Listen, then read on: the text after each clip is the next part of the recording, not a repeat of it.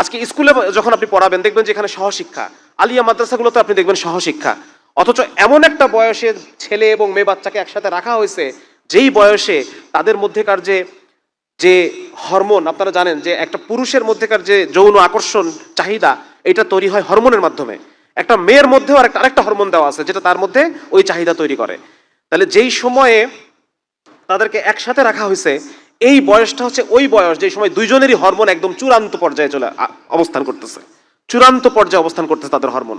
এখন আমার যে পরিমাণ হরমোন আছে, ওই 14, 15, 16, 17, 18 এই বয়সের একটা ছেলের মধ্যে এই হরমোন প্রায় 5 থেকে 6 গুণ বেশি, হরমোন বেশি।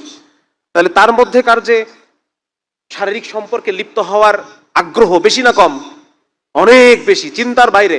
এবং ওই বয়সে একটা মেয়ের মধ্যে যে যে পরিমাণ হরমোন আছে,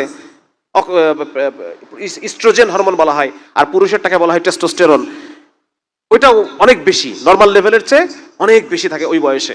তাহলে এই বয়সে দুইটা বাচ্চাকে আমি বলতেছি তোমরা একসাথে পড়াশোনা করো, একসাথে পড়াশোনা করো, এবং একসাথে তোমরা বিভিন্ন গ্রুপ ওয়ার্ক করো, বিভিন্ন ক্লাব আছে, ক্লাবে অংশগ্রহণ করো। হ্যাঁ, মানে আরো একসাথে করে দিচ্ছি।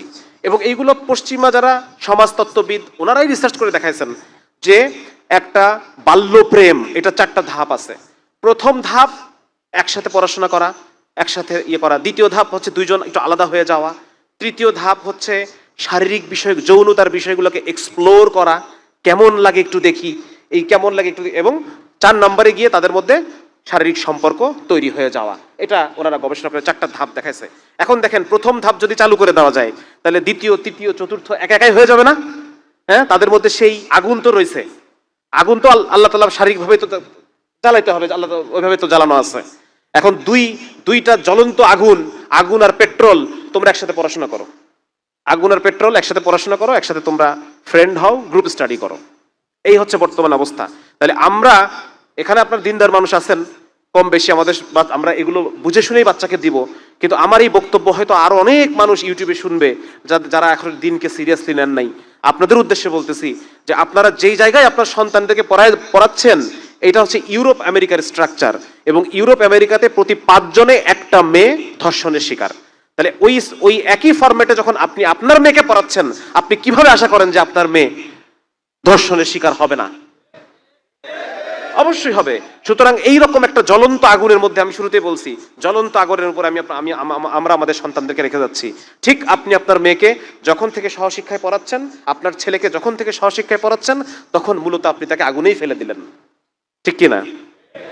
সুতরাং এই হচ্ছে অবস্থা, যে জ্বলন্ত একটা আগুন, তার সমস্ত আয়োজন সম্পন্ন, তার শরীরের মধ্যে সেই হরমোন আগুনের মতো দাউ দাউ করে জ্বলতেছে।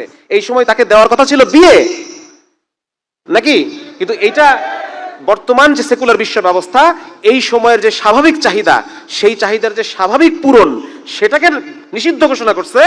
আর অন্যান্য যত রাস্তা আছে, মোবাইল ফোন, পর্নোগ্রাফি, সমকামিতা, সহশিক্ষা, হ্যাঁ, তারপর হচ্ছে অবৈধ সম্পর্ক, হারাম অবৈধ সম্পর্ক, সবকিছুকে তারা নর্মাল করে দিচ্ছে। নাটকের মাধ্যমে, টেলিভিশনের মাধ্যমে, বইয়ের মধ্যে এখন বলা হচ্ছে যে তোমরা তোমার পুরুষ বন্ধুর সাথে, মনের বন্ধু, এই একটা চ্যাপ্টারের নাম মনের বন্ধু, একটা ছেলে একটা মেয়ের ছবি দেওয়া। তার মানে বাচ্চারা মনের মধ্যে কি আসবে? যে মনের বন্ধু মনে হয় একজন বিপরীত লিঙ্গই হয়, একটা মেয়ে মনের বন্ধু হইতে পারে না, একটা ছেলের সাথে আমার মনের বন্ধুত্ব করতে হবে। তো এইরকম একটা তারা সমস্ত আয়োজন সম্পন্ন করছে আমার আপনার সন্তানকে ধ্বংস করার জন্য। আমার আপনার সন্তান যেন মুসলমান না থাকে, আমার আপনার সন্তান যেন মুমিন না থাকে, আমার আপনার সন্তান যেন ছেলে বাচ্চা যেন ছেলে না থাকে, মেয়ে বাচ্চা যেন মেয়ে না থাকে, এইরকম একটা আয়োজন এই বর্তমান সেকুলার বিশ্ব ব্যবস্থা তারা এটাকে সম্পন্ন করছে। বর্তমানে আপনারা জানেন বিভিন্ন জায়গায়, আমরা জানি বিভিন্ন সংস্কার কমিশনের মাধ্যমে এই এলজিবিটি, মেয়েরা মেয়ে থাকবে না, ছেলেরা ছেলে থাকবে না, এইরকম একটা অবস্থা এখানে পুশ করা হচ্ছে। আজকে যখন নিজের সন্তানের দিকে তাকাবেন, তখন চিন্তা করবেন যে আমার এই সন্তানটা, আমার এই ছেলেটা কি এই দুনিয়াতে ছেলে হিসেবে বেঁচে থাকবে কিনা? আমার এই মেয়েটা কি 2 দিন পরে এসে বলবে না তো যে আব্বা আমি পুরুষ হয়ে যেতে চাই? আমার ছেলে সন্তানটা 2 দিন পরে এসে বলবে না তো আব্বা আমি আমার যা আছে পুরুষ অঙ্গ যা যা আছে সব কেটে ফেলতে চাই, আমি নিজেকে মেয়ে মনে করি?